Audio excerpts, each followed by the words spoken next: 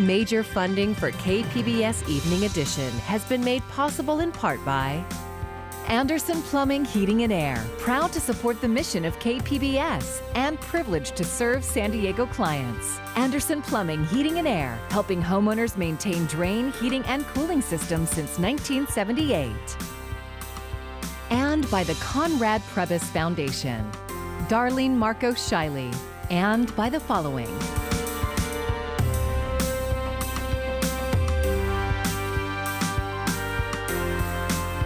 And by viewers like you. Thank you.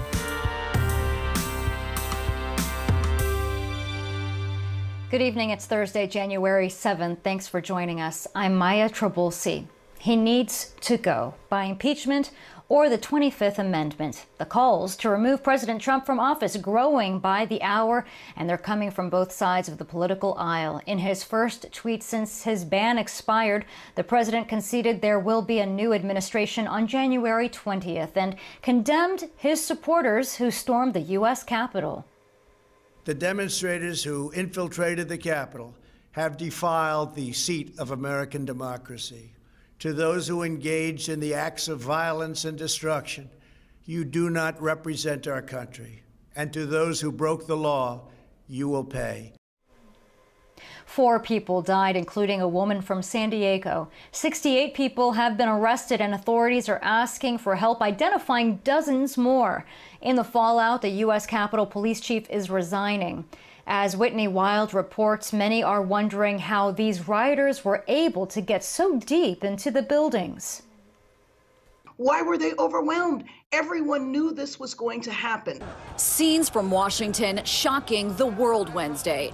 Extremists trashing the offices of elected officials, storming the House floor and breaking windows, blatantly walking past Capitol Police while carrying state property. It was the first time in more than 200 years that the U.S. legislature has come under attack. Americans wondering today how it could happen. Dozens have been arrested so far. We still have a significant amount of work ahead of us to identify and hold each and every one of the violent mob accountable. The entire D.C. National Guard was eventually mobilized to help. But according to a source familiar with the situation, it was Vice President Mike Pence, not President Trump, who helped make it happen. The lingering question, when officials knew thousands of protesters planned to march in Washington, why weren't more security measures put in place ahead of time? It's clear to me that the police were outnumbered, and they apparently underestimated the strength and level of violence in that crowd and overestimated their ability to control the crowd. Today, there are growing calls for Trump to be removed either via impeachment or by the 25th Amendment. Already, one of his cabinet secretaries, Elaine Chao, has resigned. In Washington, I'm Whitney Wild reporting. Coming up, how a San Diego activist is reacting to the differences in the police handling of yesterday's pro-Trump demonstrations in downtown and Santee versus the Black Lives Matter protests over the summer. Today, D.C. police confirmed a San Diego woman was the person shot by police as she stormed the nation's capital. KPBS reporter Steve Walsh says the Air Force veteran was a vocal follower of alt-right conspiracies. Capitol Police confirmed 35-year-old Ashley Babbitt was killed by their officer as she pushed through the Capitol with several others involved in the insurrection. Video shows her climbing through a broken window leading to congressional offices when the officer fires. Another witness describes the scene. The second that she climbed through the window, she got shot like right in the neck area, fell backwards, and I just remember like the sense of shock. Babbitt spent 4 years in the Air Force and another 2 years in the reserves before ending her career in 2016 as a security officer in the D.C. Air National Guard. Her service record shows she deployed to Iraq. Babbitt was an ardent Trump supporter. In 2020, she was at a boat rally for Trump in San Diego. In 2018, she ranted about immigration online. Where is everybody? Huh? You got where is Kamala? Where is Kamala? Talking about ISIS like KKK. We got this, Margaret Carey. Her post swung from supporting a recall of the governor to retweeting posts from prominent supporters of the shadowy QAnon and widely discredited Pizzagate conspiracy that suggests Donald Trump is secretly trying to stop a child sex cult led by prominent Democrats and Hollywood actors.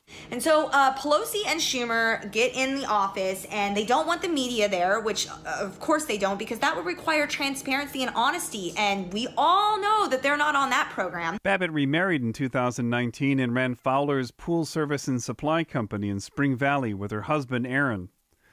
The Capitol police officer who fired his weapon has been placed on administrative leave pending investigation. Steve Walsh, KPBS News. Some of San Diego's congressional Democrats are calling for impeachment of President Trump following the attack on the Capitol. KPBS reporter John Carroll tells us how the moments unfolded for Representatives Juan Vargas and Sarah Jacobs once the mob smashed their way into the building.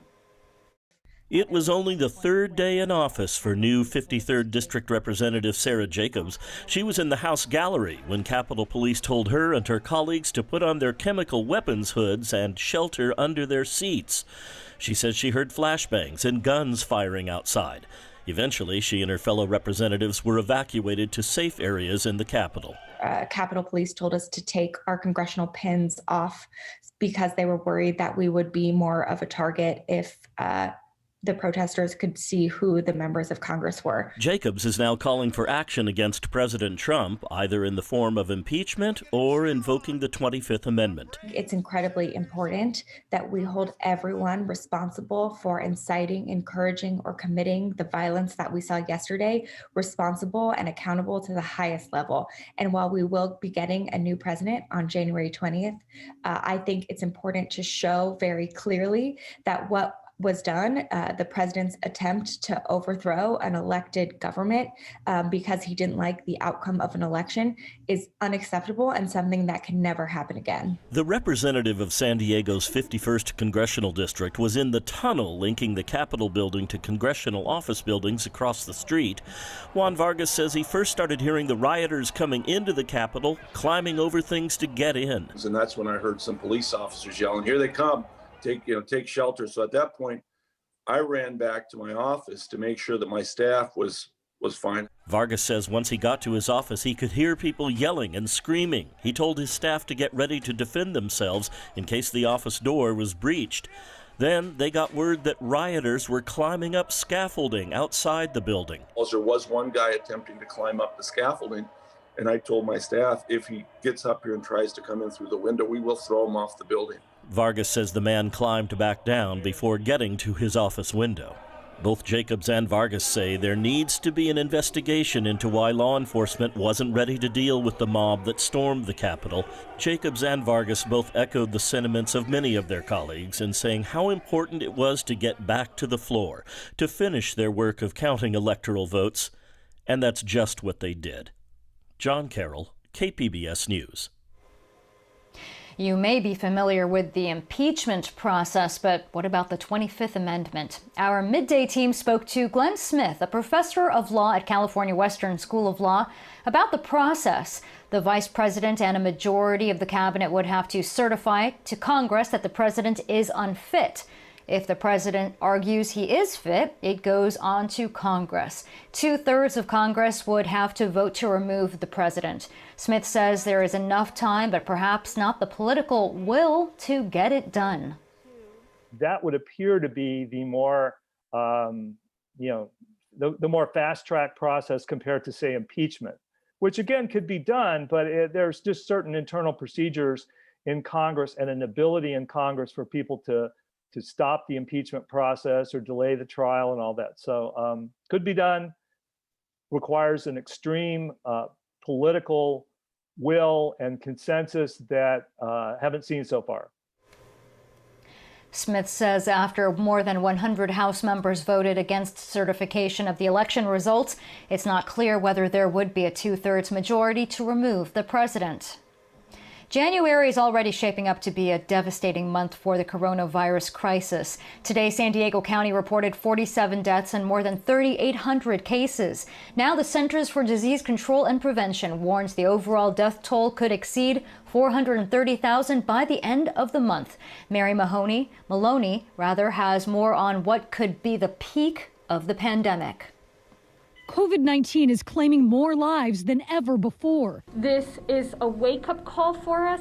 This is the last wake-up call we might get. The virus continues to sweep across the country, breaking records for daily deaths. We are in a very, very difficult surge of cases in our country that is record-breaking every single day. It's terrible. Hospitals filled, healthcare workers and first responders overwhelmed. It's a tremendous amount of pressure. If the hospital's unavailable, I just don't have the resources that patient may need. In California, the epicenter of the current coronavirus surge, ICUs and waiting rooms packed with patients. Some facilities forced to turn people away. How do you explain that to the patient? They don't understand that. How do you explain that to the patient's family when you're looking at them and saying, I'm sorry, I can't help? As cases grow, some states are allowing more groups of people to receive coronavirus vaccines. The CDC says nearly 17.3 million vaccine doses have been distributed, but only a fraction of that, about 5.3 million doses, have been put in arms. Clearly, no excuses. We should have gotten 20 distributed and 20 into the arms of people. By 20, I mean 20 million. Vaccines on the shelf or in a FedEx box are of no use. They need to get in people's arms, and that's our number one focus, because that will end the pandemic. Yet most people will have to wait months until they could receive the life-saving vaccine. Mary Maloney, KPBS News. All healthcare personnel in the county are now eligible to receive a COVID-19 vaccine. Previously, only those in high-risk positions like hospitals were in line. Now, community health workers, clinic staff, and even in-home supportive medical personnel can get the vaccine. You can receive the vaccine through your employer if they are an approved vaccination, or contact your primary care office. The county also has 3 vaccination sites in El Cajon, Escondido, and Chula Vista. But you must sign up online and provide multiple documents to prove that you're eligible. Officials from San Diego Unified and other large urban school districts are saying the governor's new plan to reopen elementary schools will hurt California's neediest students. KPBS education reporter Joe Hung explains why these districts are calling on the state to slow down reopenings while the pandemic continues to surge. In a letter on Wednesday, 7 of the state's large urban school districts sent a detailed letter to Governor Gavin Newsom's office, criticizing his recently announced plan to encourage elementary school reopenings across the state. Under Newsom's Safe Schools for All plan, a district can receive up to millions in additional funding if it's able to begin in-person instruction at elementary schools. But only districts and counties with a 7-day average of fewer than 28 COVID-19 cases per 100,000 residents qualify for this funding. San Diego Unified School District Superintendent Cindy Martin was among the officials who signed the letter to the governor, arguing that districts in affluent areas with lower case rates will be able to open first and take advantage of the extra state funding. Our tax dollars are going to go to the parts of the state that need it the least, and that's not good. Martin said the governor's plan also lacks details on how to regularly test students for COVID-19 once they return to campus. You got to start with testing so that we can operate safely. And his plan is not clear on that. And we need this gradual reopening. And the plan to get students back should focus first on public health. John Affelt is the Education Equity Director at Public Advocates, a Bay Area-based civil rights law firm. He praised the governor's efforts to reopen schools. I think the governor deserves credit for pushing this conversation, not giving up on this year, but trying to figure out a way to incentivize schools to reopen. But Affelt said he understands the concerns of Martin and the other superintendents. He says the solution is to allow districts in areas with low case counts to reopen while providing additional support to those in areas with high case counts. How do we do both things at the same time? Open as many schools as we can and make sure that we're giving extra attention to the communities that are hardest hit so that that we can give those schools the best chance to reopen as quickly as possible also. The Safe Schools for All plan needs to be approved by the state legislature, and schools would start reopening on February 15th. Joe Hong, KPBS News. Nathan Fletcher has proposed a series of changes in San Diego County policy since taking over as chair of the Board of Supervisors. KPBS reporter Jacob Ayers says the latest proposal involves transparency. Fletcher and the newly elected county supervisor Joel Anderson say they want county records to be more transparent. Good government is transparency and the opportunity for public participation, one where all voices are heard, all ideas are considered, and there's an opportunity for everyone to have a say in how their county government functions. Some of the specific aspects they are looking to improve include the Public Records Act portal, accessing archived public records, email retention policies, the annual county budget, and board meetings. The group that we're forming can look at anything, and they can go out and get public input about what would you like to see change in your county government. And the hope in this is us setting the stage, again, providing the framework that this group will come up with specific ideas that need to be changed and then bring those back, and then we'll actually start changing the policies. If approved, Supervisor Anderson and Supervisor Nora Vargas would be appointed to the Committee on Transparency. An intense light of transparency is the best way to ensure that the public interest is served. The Board of Supervisors will vote on the policy during next Tuesday's meeting of the board. Jacob Ayer, KPBS News. A La Mesa police officer who fired a beanbag round at a woman's head during a protest at La Mesa Police Headquarters will not face criminal charges. The county district attorney's office review concluded that Detective Eric Knutson used reasonable force when he fired on 59-year-old Leslie Furcron. The DA's office says Knutson believed she had thrown a rock, although it was an aluminum can. Furcron filed a lawsuit saying she suffered facial scarring, loss of vision in one eye, and neurological issues. Wednesday's events in Washington exposed a contrast in how police respond to different groups of protesters. KPBS reporter Max Rivlin-Nadler tells us that contrast was crystal clear to Black Lives Matter protesters here in San Diego. On Wednesday afternoon, hundreds of supporters of President Trump gathered in front of the County Administration Center in San Diego and in a separate protest in Santee. Police presence there was sparse as the events ended peacefully. But a similarly sized protest in November in support of the Black Lives Matter movement, which was also peaceful, was met with dozens of police in the streets. To civil rights activist Shane Harris, the disparate enforcement for different causes is typical of law enforcement in San Diego and across the country. Agencies across the country, not even just in DC and federally, you see sort of this lax approach because they're white, because they're not going to be as dangerous. They don't seem as dangerous. We're not as concerned about them because of the color of their skin. And I think that you still see biased policing and biased enforcement. I've been saying it throughout the pandemic.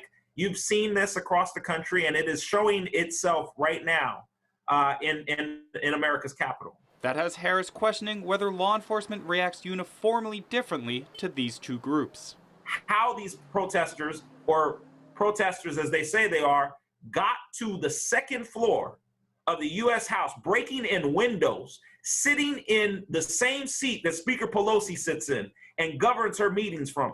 How did that happen without strong oversight and enforcement plan just days before what we all knew would be dangerous? Harris called for investigations at the federal and county level into policing of protests. In a statement, the San Diego Sheriff's Department, which was present at the protests yesterday, told KPBS that it adjusts its response to protests based on intelligence it receives, and that when there are opposing sides present at the same event, there is a potential for confrontations, and that just because personnel are not visible does not mean there is not an operational plan or deputies available to respond as needed. Max Rivlin-Nadler, KPBS News. So how are San Diegans reacting to the deadly events in Washington? KPBS photojournalist Mike Damron and reporter Matt Hoffman bring us local perspectives from both sides of the aisle. The violence at the Capitol is drawing reactions from across political spectrums. San Diegan Spence McWilliams is a member of the Democratic Party. He could not believe what he was seeing unfold in Washington. Well, it was a horror show. It was just really terrible. It was awful, although it wasn't something that we should have not expected. I mean, Trump has been, trying to get his people to be more and more violent and trying to maintain his delusion that he won the election. But for it to go that far, and for him to avoid taking responsibility for it it's the most anti-American thing I can imagine. San Diegan and registered Republican James Nungary shared similar views. Not very good. I didn't like it at all. Made me sick, I've seen the riots in what they have up in Portland, and this is the same thing going on with Republicans or whatever you want to call them. But it was non-called for. It should never happened. During the violence, Trump did address supporters in a now removed social media video saying he feels their pain and people should leave, but again, he falsely reiterated that the election was stolen. On the one hand, he's saying that they should go home, but before he does that, he says that he lost the election, that the election was stolen from him, and after that, he says they're really great people and go on home. So he's really not telling them to stand down and stop doing what they're doing. He's telling them, you're my people, and I love you, Nungary thinks that the president could have done more to stop it. I voted for him, but I just didn't like it at all. It puts questions in my mind about his thinking. He says people need to come together because the election was not stolen. It should have been over a long time ago, the day or two after the election.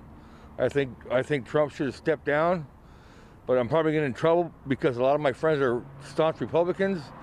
But, I just hope Biden does a good job. The people voted for him, so stand behind him. Matt Hoffman, KPBS News. A judge has declared San Diego's 2012 pension reform measure, Proposition B, as invalid. KPBS Metro reporter Andrew Bowen says thousands of city workers will soon be entitled to stronger retirement benefits. Prop B eliminated pensions for all new city employees except police officers. In 2018, the state Supreme Court ruled the city violated state labor laws when it placed the measure on the ballot, but it stopped short of invalidating the measure. A Superior Court judge Tuesday did just that. Mayor Todd Gloria says the ruling is a vindication for him and others who opposed Prop B from the beginning. I look forward to the opportunity of working with city leaders as well as our employees to figure out a path forward that will put this issue to rest and allow us to focus on the many other issues that demand attention here at City Hall. City workers impacted by Prop B will likely soon have the option of converting their 401k retirement plans to guaranteed pensions. It's unclear how much that will cost taxpayers. But Ann Smith, the attorney representing city employee unions, says Prop B has already cost the city money in court and hurt its ability to recruit and retain qualified employees. The disservice to the actual work that government provides in San Diego to its residents has been huge by virtue of the implementation of Prop B. Prop B supporters, including the Lincoln Club and City Councilman Chris Cate, denounced Tuesday's ruling, but none has yet said whether they plan to appeal. Andrew Bowen, KPBS News.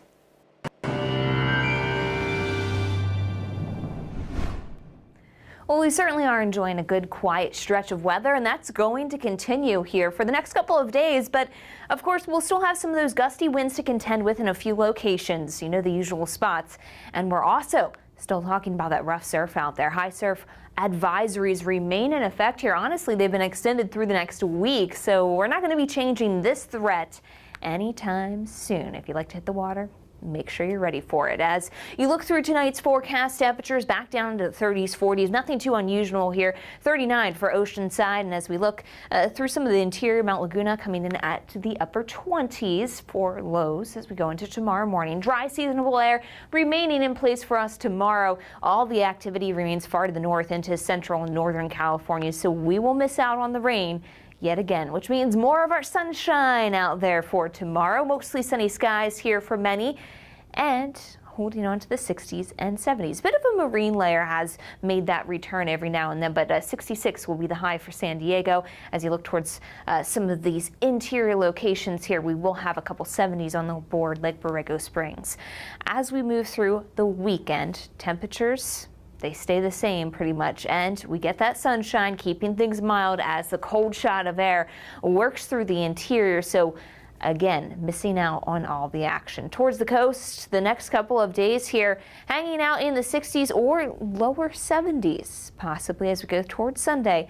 Looking pretty nice. Could be a little bit of more of a gusty situation here heading into the weekend for some locations, even through the inland locations. But temperatures, again, cruising their way up to the mid-70s for the start of next work week.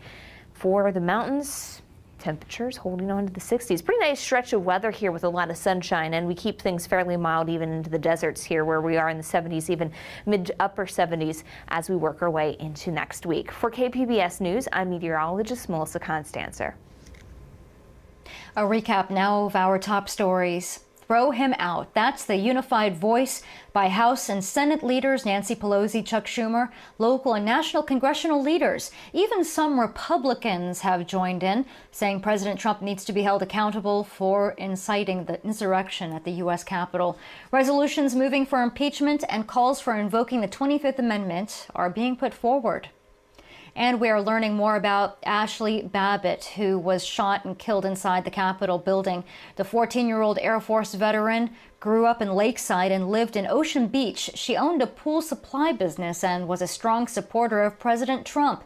Babbitt was shot by Capitol Police as she and other demonstrators smashed through glass inside the building. You can find tonight's stories on our website, kpbs.org/evening edition.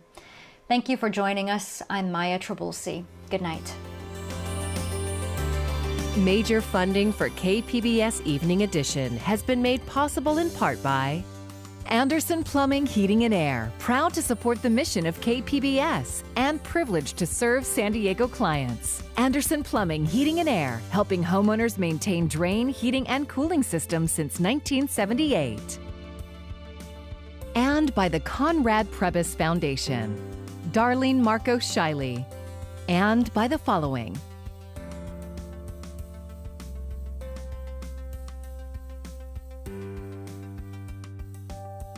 And by viewers like you. Thank you.